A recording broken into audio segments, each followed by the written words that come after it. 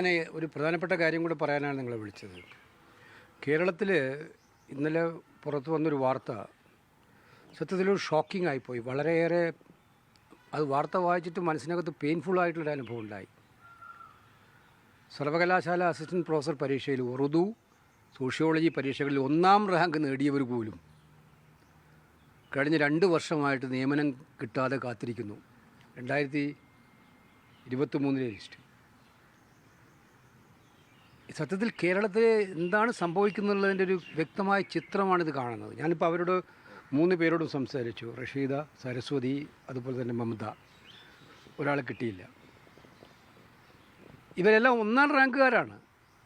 ഈ public service commission നടത്തുന്ന പരീക്ഷകളിൽ 1ാം റാങ്ക് നേടുന്നവർക്ക് പോലും നിയമനമില്ലെങ്കിൽ കേരളത്തിലെ യുവാക്കളെ എത്രമാത്രം വഞ്ചിക്കുകയാണ് ഈ സർക്കാർ ചെയ്യുന്നത്. ഒരു ഭാഗത്ത് പിൻവാതിൽ നിയമനം അരങ്ങ് തകർക്കുകയാണ്. താൽക്കാലിക നിയമനങ്ങൾ വ്യാപകമായിട്ടുണ്ട്. ഇപ്പോൾ ഇന്നത്തെ മാധ്യമങ്ങൾ വായിച്ചാലും താൽക്കാലിക നിയമനങ്ങൾ നടക്കുകയാണ്. ദ്രുതഗതിയിൽ ഇമ്മീഡിയറ്റായിട്ട് പൂർത്തീകരിക്കണം എന്ന് പറഞ്ഞിരിക്കുകയാണ്. താൽക്കാലിക നിയമനത്തിൽ നിയമിച്ചവരെ സ്ഥിരപ്പെടുത്താനുള്ള നടപടികൾ സ്വീകരിക്കുകയാണ്. മറുഭാഗത്ത് കഷ്ടപ്പെട്ട് പഠിച്ച് 1ാം റാങ്ക് നേടിയ വിദ്യാർത്ഥികൾ എല്ലാ പരീക്ഷകളിലും അവരോട് ഞാൻ സംസാരിച്ചപ്പോൾ BA, MA തുടങ്ങിയ എല്ലാ പരീക്ഷകളിലും അവർ ആ ട്രാക്കിൽ കാണുന്നു 1ാം റാങ്ക് മേടിച്ചതാണ്. അവർക്ക് പോലും ജോലിയില്ലാത്തൊരു നാടായിട്ട് കേരളം മാറുമ്പോൾ പബ്ലിക് സർവീസ് കമ്മീഷൻ പരീക്ഷയുടെ വിശ്വാസ്യത എന്താണ്? ക്രെഡിബിലിറ്റി എന്താണ്? എന്തിനാണ് കുട്ടികൾ ഇപ്പം നമ്മൾ അഭ്യസ്തവിദ്യരായിട്ടുള്ള യുവതിയുവാക്കൾ ഏറെയുള്ള കേരളത്തിൽ ഇതൊരു കേസ് മാത്രമല്ല, ഇതൊരു സാമ്പിളാണ്. ഇതുപോലെ ഇത് നമുക്ക് മനസ്സിലാക്കാം. റാങ്ക് ലിസ്റ്റിൽ പിന്നിൽ നിൽക്കുന്നവരാണ്. 1ാം റാങ്ക് നേടുന്നവർക്ക് പോലും കൊടുക്കാൻ പറ്റാത്ത അന്തരീക്ഷം ഉണ്ടാകുന്നു. സാമ്പത്തിക പ്രതിസന്ധിയാണ് പറയുന്ന കാരണം എന്ന് പറഞ്ഞാൽ മറ്റെല്ലാത്തിനും ഇവർക്ക് സാമ്പത്തികമുണ്ട്. എന്ത് നടത്താനും സാമ്പത്തികമുണ്ട്, ദൂർത്ത് നടത്താൻ സാമ്പത്തികമുണ്ട്, PR എക്സസൈസിന് വേണ്ടി സാമ്പത്തികമുണ്ട്. ഇപ്പോൾ ഞാൻ ഏറ്റവും ഒടുവിൽ അറിഞ്ഞത് നിങ്ങളുടെ ചാനലുകൾക്കെല്ലാം കിഫ്ബി വഴി പൈസ കിട്ടിക്കൊണ്ടിരിക്കുകയെന്നാണ് ഞാൻ കേട്ടത്. കിഫ്ബി വഴി പ്രചരണത്തിന്. ആയിക്കോട്ടെ, പരസ്യം അതിന് പൈസയുണ്ടല്ലോ, പരസ്യത്തിന് പൈസയുണ്ടല്ലോ സർക്കാരിന്. പാവപ്പെട്ട കുട്ടികൾക്ക് കൊടുക്കാൻ 1ാം റാങ്ക് മേടിച്ചവർക്ക് പോലും ജോലി കൊടുക്കാനില്ല എന്ന് പറഞ്ഞാൽ സമൂഹ മനസ്സാക്ഷിയെ തന്നെ ഞെട്ടിപ്പിക്കുന്ന ഒന്നാണ് എന്നുള്ളൊരു സംശയമില്ല. ഏത് ശക്തമായിട്ട് അടിയന്തരമായിട്ടും സർവകലാശാലകൾ ഇക്കാര്യത്തിൽ ഗവൺമെൻറ് ഇടപെടണം. സർവകലാശാലയിൽ നിന്ന് ഈ കുട്ടികൾക്ക് നിയമനം കൊടുക്കാനുള്ള നടപടി സ്വീകരിക്കണമെന്നാണ് നമുക്ക് പറയാനായിട്ടുള്ളത്. അതിനുവേണ്ടി ഏതറ്റം വരവും ഞങ്ങളെല്ലാം ഉണ്ടാവും, കൂടെ അവരുടെ കൂടെ ഉണ്ടാവും. ഈ എറണാകുളത്തെ വിഡിസിന്റെ യാത്ര എത്തുമ്പോൾ അജയ് തറയിലിനെ ചോദ്യം ചെയ്യാനുള്ള ഒരു നീക്കമുണ്ടെന്ന് അദ്ദേഹം തന്നെ ഇപ്പോൾ പറഞ്ഞിട്ടുണ്ട്. CPM നേതാവ് തന്നെ അദ്ദേഹത്തോട് പറഞ്ഞെന്ന് പറഞ്ഞു. അല്ല, അതിൻ്റെ കാര്യങ്ങളൊക്കെ അതിൻ്റെ വഴി നടക്കട്ടെ. ഞങ്ങൾക്ക് ഇതിനൊന്നൊരു ആശങ്ക ഉത്കണ്ഠയില്ല. അക്കാര്യത്തിൽ കൃത്യമായിട്ടും കേരളത്തിലെ ജനങ്ങളുടെ മുന്നിൽ അറിയാം ആരാണ് കുറ്റവാളികൾ, ആരാണ് കട്ടത്, ഇതൊക്കെ കൃത്യമായിട്ട് അറിയാം. അതിനെ ഡൈവേർട്ട് ചെയ്യാനുള്ള ഏത് ശ്രമങ്ങളെയും ഒന്നും ജനം സ്വീകരിക്കില്ല. അവരെന്ത് വേണമെങ്കിലും ചെയ്യട്ടെ. അല്ല, ഞങ്ങളെ സംബന്ധിച്ചിടത്തോളം ഞങ്ങൾ ഇന്നലെ ഞാൻ പറഞ്ഞിരുന്നു, കൃത്യമായിട്ടും പറഞ്ഞിരുന്നു, നിങ്ങളെല്ലാം ലോക്സഭ ഇപ്പം മാധ്യമങ്ങളിൽ അതിൻ്റെ രീതിയിൽ വരുന്നുള്ളൂ എന്ന് എനിക്കറിയില്ല. ലോക്സഭാ നടപടികൾ നിരീക്ഷിക്കുന്ന എല്ലാവർക്കും അറിയാം. അവിടെ കൃത്യമായിട്ടും 2 നീതിയാണ്. പ്രതിപക്ഷത്തിന് ഒരു നീതി, ഭരണപക്ഷത്തിന് മറ്റൊരു നീതി. ഭരണപക്ഷത്തിലെ മന്ത്രിമാർ എപ്പോഴെഴുന്നേറ്റാലും അവർക്ക് മൈക്കാണ്. പ്രതിപക്ഷ നേതാവ് ഇപ്പുറത്ത് എഴുന്നേറ്റാൽ മൈക്ക് ഓഫ് ചെയ്യാണ്. പാർലമെൻ്ററി ഡെമോക്രസിയിൽ നമ്മൾ കണ്ടതാണ്. നിയമസഭകൾ കണ്ടതാണ്, ലോക്സഭകൾ കണ്ടതാണ്, ഞാൻ കണ്ടതാണ് ഒരുപാട് തവണ. സുഷമ സ്വരാജും അതുപോലെ LK അദ്വാനിയും ഒക്കെ പ്രതിപക്ഷ നേതാവായിരുന്നപ്പോൾ ഒന്ന് എഴുന്നേറ്റ് നിന്നാൽ സഭാനാഥൻ അപ്പം പറയും, ബാക്കിയിലോടെ ഇരിക്കാൻ പറയും. പ്രതിപക്ഷ നേതാവ് സംസാരിക്കുന്നത് കേൾക്കും. ഇന്നലെ ഞാൻ കണ്ടു വിചിത്രമായിട്ട് ചേറിയിരിക്കുന്ന ഒരാൾ പ്രതിപക്ഷ നേതാവ് നോട്ടീസ് തരണമെന്ന്. അങ്ങനെയൊന്നൊരു കീഴ്വഴക്കം ഇന്ന് വരെ പാർലമെൻറ്റ് കേട്ടിട്ടില്ല. അപ്പോൾ ഈ ഒരു സാഹചര്യം പ്രതിപക്ഷ നേതാവ് പോലുള്ള ഒരാൾക്ക് പോലും സംസാരിക്കാൻ 30 സെക്കൻഡ് പോലും കൊടുക്കില്ല എന്ന് പറഞ്ഞാൽ പാർലമെൻറ്റിനെ മോക്കറിയാക്കുകയല്ലേ ചെയ്യുന്നത്, നോക്കൂത്തിയാക്കുകയല്ലേ ചെയ്യുന്നത്. അതുപോലെ ഉന്നയിക്കുന്ന വിഷയങ്ങൾ, ഞങ്ങളുടെ സ്ത്രീകളെക്കുറിച്ച് പരാതി പറഞ്ഞു, നട്ടാൽ മുളക്കാത്ത നുണ. ഞങ്ങളെ സംബന്ധിച്ചിടത്തോളം ആരെയും ആക്രമിക്കുന്ന പ്രശ്നമില്ല. പ്രധാനമന്ത്രിക്ക് സഭയിൽ വരാൻ ഭയമുണ്ടെങ്കിൽ അത് നിങ്ങളൊന്ന് ആലോചിച്ചോട്ടെ. ഒരു സഭയിൽ വരാൻ ഭയമുണ്ടെങ്കിൽ അത് പറയാൻ വേണ്ടത്. നിങ്ങളൊന്ന് ആലോചിച്ച് നോക്കട്ടെ. ആരെയും ഭയപ്പെടാത്ത ഏറ്റവും വലിയ ലോക നേതാവാണെന്ന് പറഞ്ഞു നടക്കുന്ന നരേന്ദ്രമോദി 3-4 പേര് വിചാരിച്ചാൽ സഭയിൽ വരാതിരിക്കുമെന്ന് പറഞ്ഞാൽ ആരെങ്കിലും വിശ്വസിക്കാൻ പറ്റുന്നതാണോ അത്? ഇനി അങ്ങനെയാണെങ്കിൽ മോദിയുടെ സ്ഥിതി ഒന്ന് പരിശോധിക്കേണ്ടതല്ലേ? ട്രംപ് ഭീഷണിപ്പെടുത്തുന്നുണ്ട്, ഇന്നലെയും പറഞ്ഞിട്ടുണ്ട്. എൻ്റെ സുഹൃത്തായതുകൊണ്ടാണ്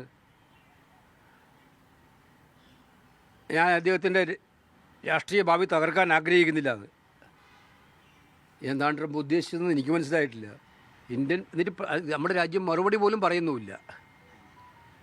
നിങ്ങൾ കേട്ടില്ലേ ഇന്നലത്തെ ട്രംപ് പറഞ്ഞത്?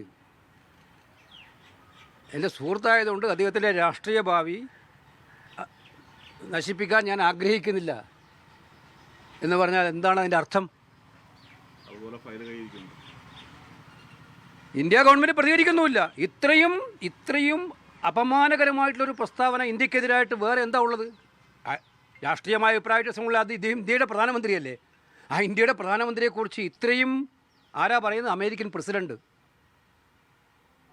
അപ്പോൾ ഞാൻ പറഞ്ഞു വന്നത്, ഈ പാർലമെൻ്റ് എന്ന് പറയുന്നത് അങ്ങനെ ഞങ്ങൾക്ക് ഒരവസരവും തരാത്തതൊന്നായിട്ട് മാറിയതുകൊണ്ടാണ് അങ്ങനെ ഒരു ചിന്താഗതി നമ്മുടെ രാവിലത്തെ മീറ്റിംഗ് കൂടിയപ്പോൾ കൂടിയത്.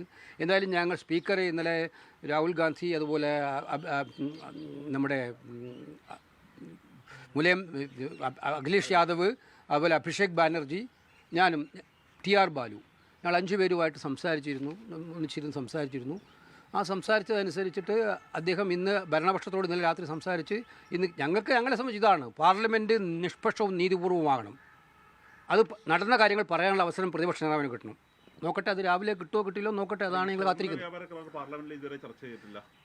ഇല്ല, അതും രാജ്യത്തെ മുഴുവൻ ഇരുട്ടിൽ നിർത്തിക്കൊണ്ടല്ലേ അത് ചെയ്തിരിക്കുന്നത്.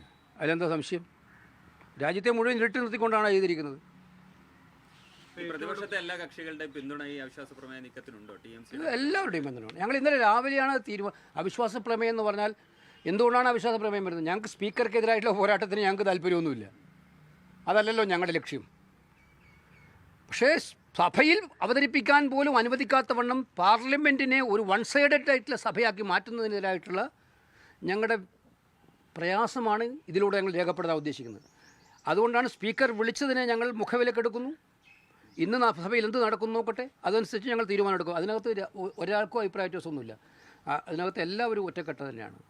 പുറത്തു വരാത്ത പുസ്തകം പ്രചരിപ്പിച്ചു എന്നുള്ള രീതിയിൽ പ്രത്യേകിച്ച് പെൻഗ്വിനൊക്കെ പറഞ്ഞതിൻ്റെ അടിസ്ഥാനത്തിൽ ഇപ്പോൾ ദില്ലി പോലീസ് കേസെടുത്തിട്ടുണ്ട്. പുസ്തകമാണ് അത് ശരി. ഇത്ര ഭയമുണ്ട് എന്നുള്ളത് മനസ്സിലാക്കിയിട്ടില്ല നമ്മൾ. എന്തൊരു പേടിയാണ്. അതാണ് 56 ഇഞ്ചിൻ്റെ ഗുണം. പുസ്തകം ആമസോണിലാണ് ഞങ്ങൾ വായിച്ചത്.